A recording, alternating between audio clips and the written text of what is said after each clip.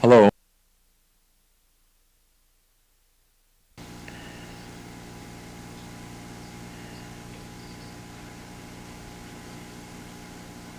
Hello, my name is Tom Crawford.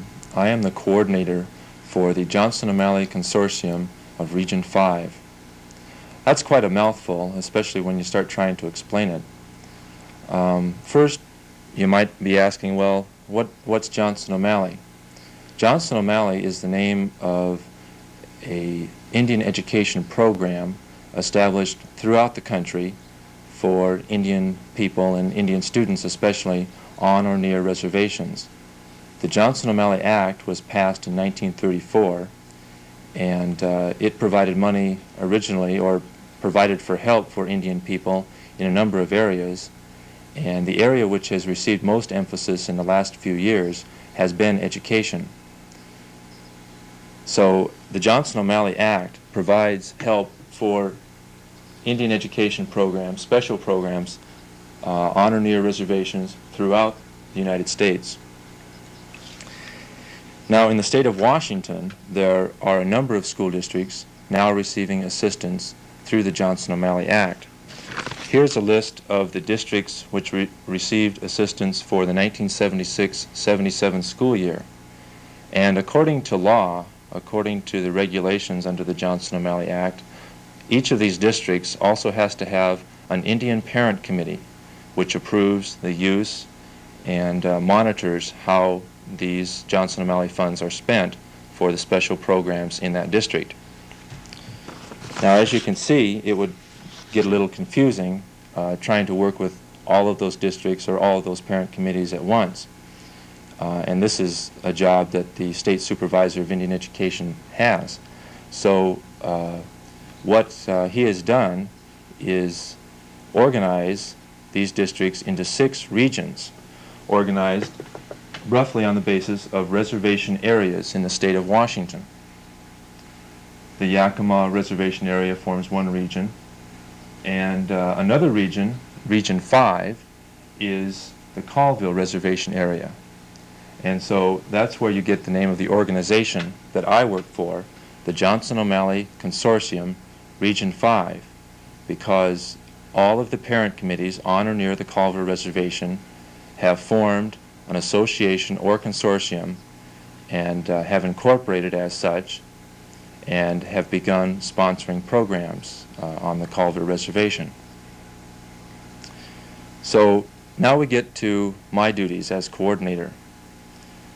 Well, my main duty is to work with these parent committees to help them with their educational programs in their school districts and in their communities. I also work with teachers, teacher aides, and administrators in the various school districts on and around the reservation. And I also have a lot of paperwork that has to be done for the consortium to keep our program going and to make sure that we get the proper amount of money from Olympia and from whatever other funding sources that we might be working with in the future. So you can see that there might be some boring areas, some boring, not so exciting aspects to my job, but I think there's some very exciting aspects to my job too.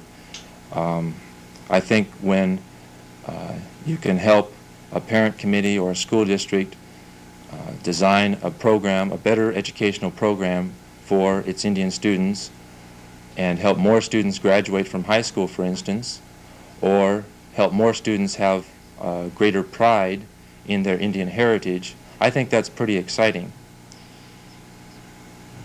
And so if you like to work with people and you like to travel around the reservation and you are also interested in education, this type of job might be of interest to you.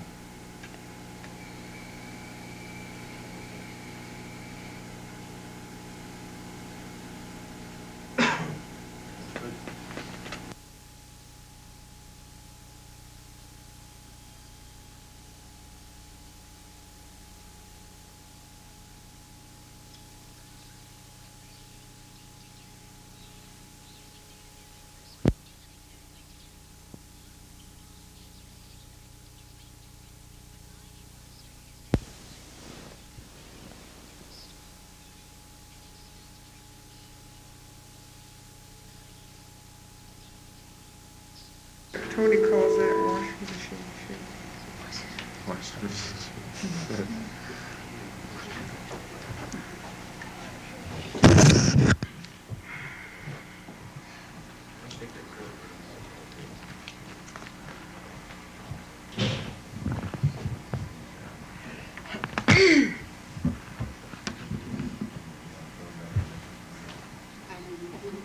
Why not? Yeah, that'd be a good way to start. Reading specialist. Nobody said anything. They didn't tell me to read it. Cool to have this here. I didn't have anything to say. Yeah, that's all right. In case Mr. Lowe looks at this and, what were you doing out there? He says, what are you going up there for? I says, well, there's a meeting up there.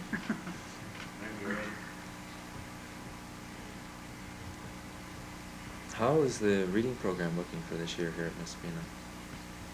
It's going very well, I feel. We are in the process of screening the children to come into the reading room.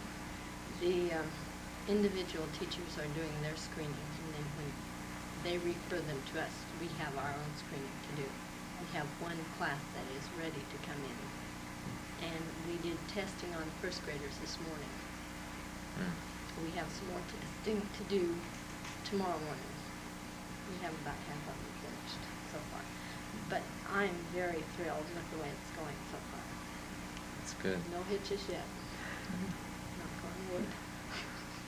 Sounds good. Alvina, from as parent committee chairperson, from last year's experience, have you heard any suggestions for the reading program or the other JOM programs here? No, I haven't. The only thing that I've been hearing since school started is that everything is really going great.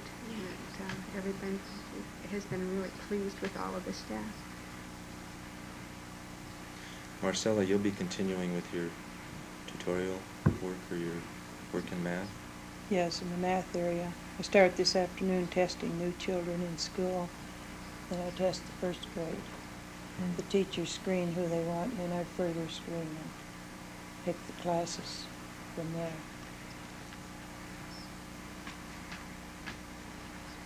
How do the new 7th graders up at the dam seem to be adjusting? I really can't tell you about the 7th graders because I don't work up there. Yeah. Have you heard from the I've counselors? heard they're doing real good up there. It's a lot different there this year than it was last year. They don't even have students out in the halls anymore like they did last year. Sounds pretty good.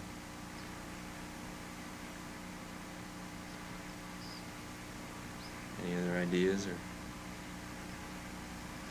how do you think it's going, Mr. Johnson?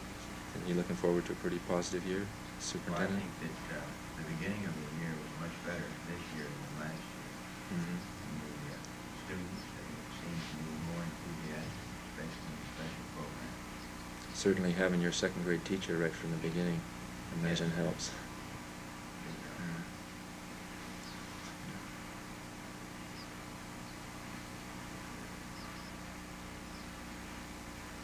I think that's enough copy.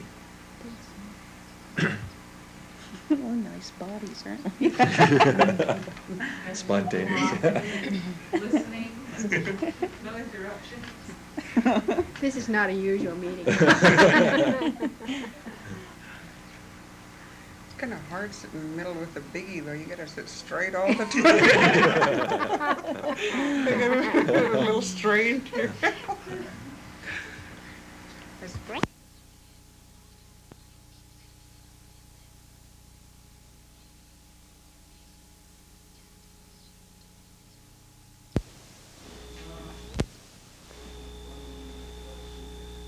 Start off on my Marlboros over here. Start out with your green.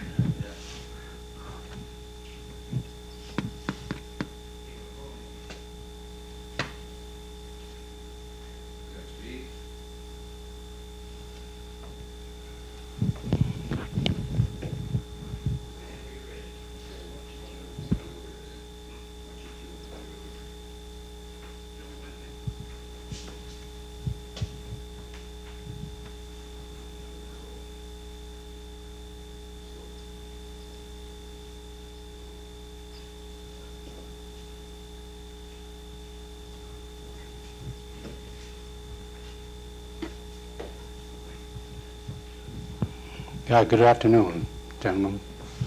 I'm Butch Carson, tobacco warehousman, working for the Colville Indian Confederated Tribes. And our main project here is to supply all our tribal outlets with certain specified cigarettes that we keep in stock. Now, to begin with, we buy from out of state and they deliver to us here and we receive through this back door. As these cigarettes arrive here, and we accept them, process them, examine them, and make sure there's no damage. Stack them here for processing. Now, I have to mention the fact that these cigarettes, they come in package form. We call cases, which are 60 cartons to a case, and they are required to be split or cut in two for running through our stamping machine. And after our machine has stamped them, of course we process them and carry them back in our storage area here and stack them in pertaining brand stacks. And that usually takes care of the warehouse part, but as we receive them from our bulk area, we bring them into our machine here for cutting in two. And we'll let you watch that for a moment.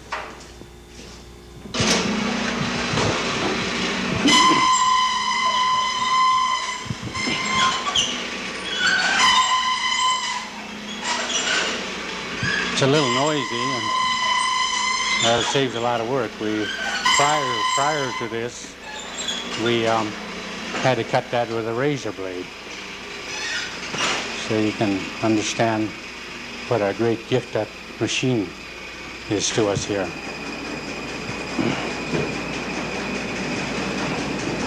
Now, each carton have to go through this cigarette stamping machine.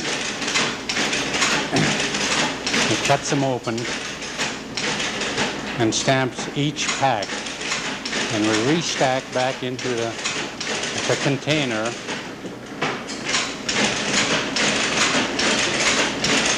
And then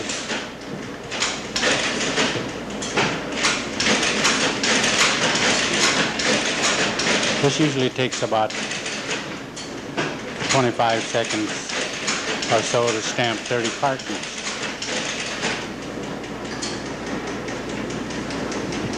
It hardly takes long, and it's quite a process.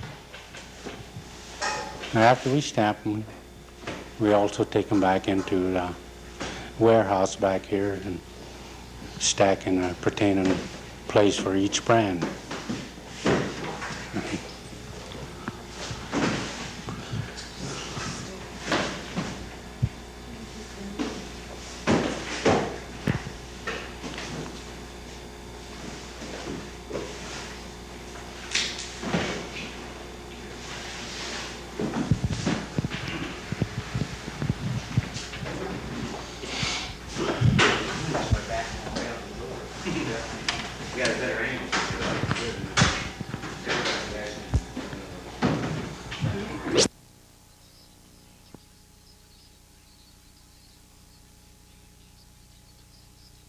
To have a heart attack. Roll the tape. Ready to go again? Second. Yeah. Okay, so you're going to go which way now, Skip? Back. In that direction? That direction. Sounded good. Okay, where's he going to go? Okay, he's gonna come out. When you come out, when you come out this way, just go down this way. Okay. Okay, ready to start again? Second. I can't see how much work he's got. Why don't you hang on to the other, hang on to part of, hold it in one hand, so we make sure you got enough there, yeah. Like this? Yeah. So that way, if I get to the end, I'll start pulling on it this way, I won't pull it on your hand, I'll feel the resistance there. You just hang on to that and don't let me get it. Okay. Are you ready again? Is it for a take one now? This is it. Go. Okay, my name is Ron Warren, and I'm the print shop manager. We started out with, okay, my name is. Oh, okay. We don't want to do that.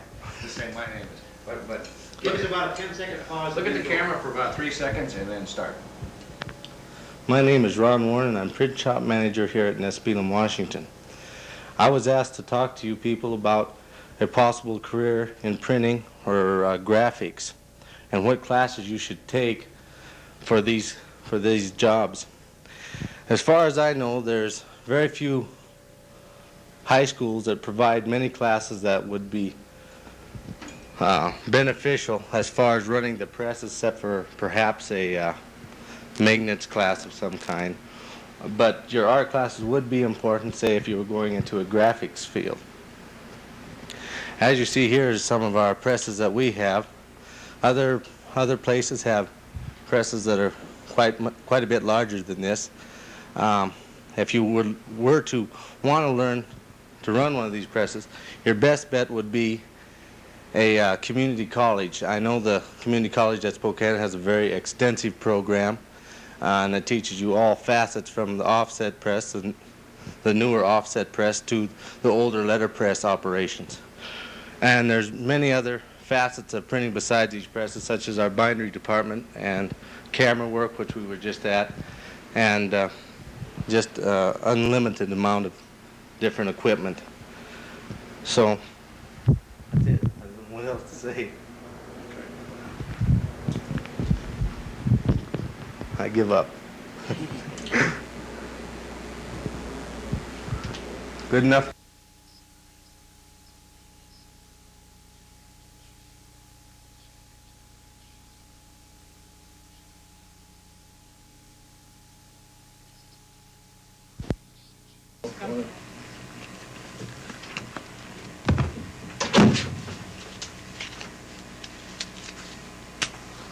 We'll have you give us your name and your title as the very start of your... Okay.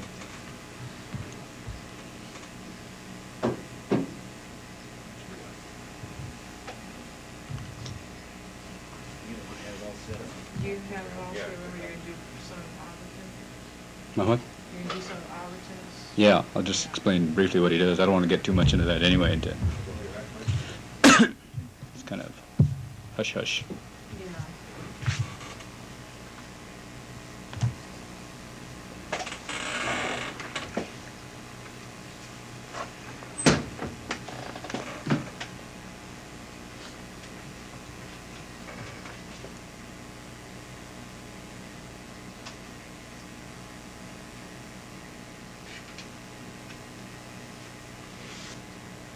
You can get Charlie Rance to do his own, right?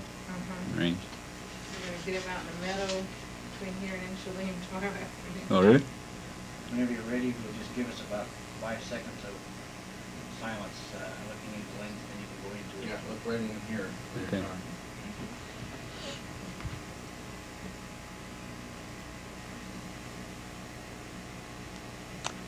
My name is Gordon Cannon, and I function here at the Colville Indian Agency as the supervisor of the Real Property Management Branch.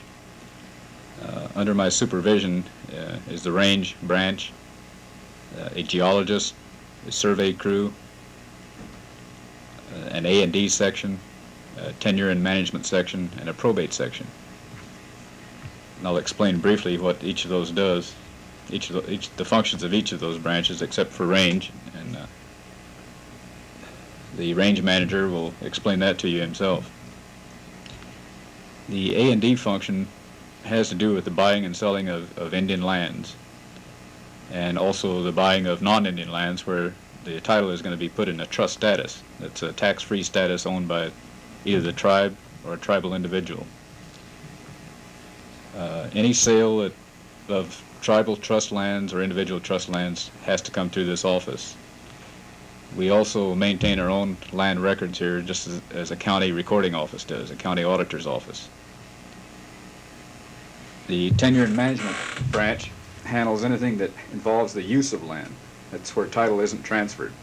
By use of land, I mean, for example, if someone wanted to put a right-of-way across your property, a highway, a road, a power line, a water line, for anything like this, we have rules and regulations as to how much should be paid and to what extent you get to use the land. And this is all codified in what we call our Code of Federal Regulations. Congress passes the acts, and it's codified into what we call the Code of Federal Regulations, which are books like this. The probate section is also our recording office. We record all transactions in there, and when a person dies, we have to find out who succeeds to his interest in the land. In order to do this, we have individuals here who research the title to the land belonging to that person. This information is supplied to a probate judge who makes a determination as to who succeeds to that interest. This is done under the state laws, just as property heirship determinations are made on the outside by civil court. Our survey crew comes into being anytime we have to locate a given piece of land. I'll give you an example. If someone came in and wanted to buy a piece of land from the tribe, a 5-acre parcel, this 5-acre parcel is part of a bigger parcel, say 160 acres. We send our survey crew out, and for the individual, they stake the property out. And that way we can describe the property on the necessary real estate documents. The geology crew consists of a geologist and a clerk. All of these functions that I've talked about before are here to protect the natural resource of the tribe, the land resource especially. And when I say land, I mean the land and everything on it and everything under it. But for what grows on it, the forest lands, we have a separate branch, the forestry branch. But for what's under it, we have the geology land, the geology position. And theoretically, if someone owns a 40-acre piece of land, his ownership extends to the center of the earth. And this is where our geologist comes into his function. He's charged with making sure that if someone comes in to mine on the reservation, that we know what the company is going after. We know the value of it. We don't want to be cheated. This has happened all over the United States, and it's happening now on various reservations. And that's why we hired this geologist. The geologist and his clerk are both Colville tribal members. The survey crew, which ranges from 3 to 6 people, are all tribal members. The range branch, there are 6 people in that branch, and all but 1 are tribal members. And the realty branch here, all but myself and one of the clerks are tribal members.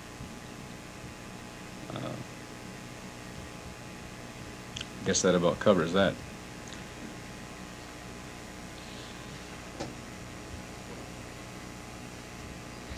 Could you stop it? Can you cut in and out?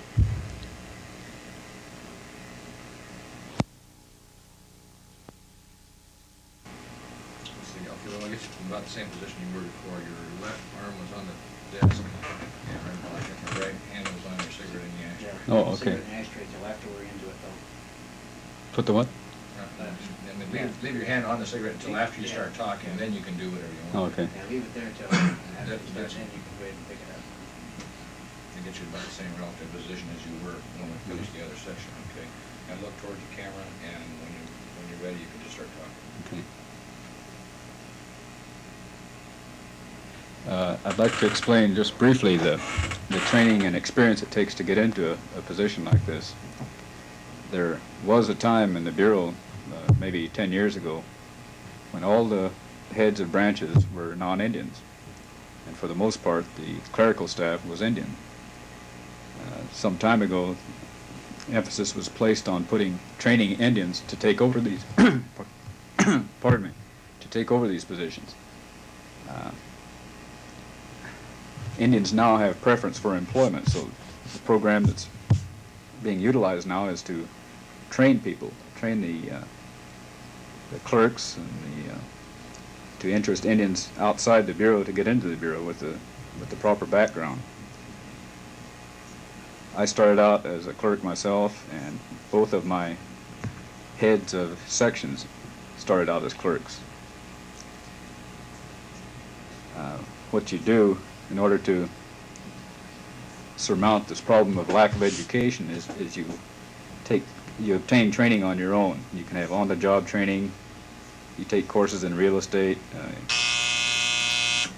You take courses in business, courses in law. If you started out with a law degree or a degree in business administration, of course, you'd be way ahead of the game. Not having that, we have available programs where you can receive this training. On the staff right now, I have a girl who's taking real estate courses on her own. She's taking various types of business courses. We have another individual that we're sending to a management training course. If anyone has the interest and the inclination to go for this kind of training, it's available. But some people aren't interested, and we don't push it. But if you do want to better yourself in real estate, it's a real interesting program. It doesn't sound like it would be, but it is. You're not desk bound. We do a lot of traveling. We make field inspections. We resolve disputes as to who owns what piece of land. We constantly have friction between adjoining landowners that have to be resolved. And it's a real exciting job.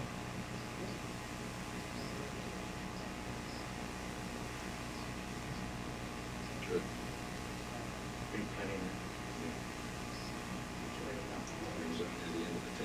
Oh, well, that's about the end of me, too.